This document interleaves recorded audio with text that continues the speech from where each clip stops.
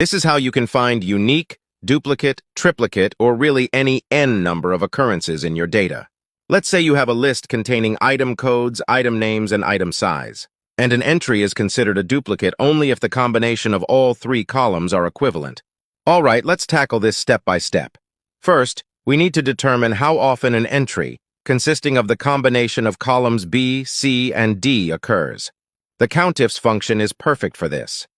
What we need to do is to look at each entry in column B and then compare them with all the entries in that same column.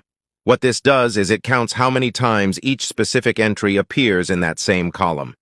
If we now do the same for column C and column D, what we get is a count of how many times a specific entry, consisting of the combination of all three columns, appears.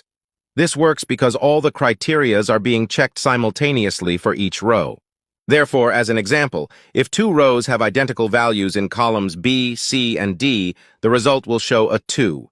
All right, now we can leverage this behavior and use the entire countifs formula for the include argument inside the filter function. We just use cell I3 to determine what our criteria should look like, and now take a look at this. With one click, I can see which entries are unique, duplicates, triplicates, and so on. Oh, and if you don't want to see all occurrences, well, then just add the unique formula, and there you have it.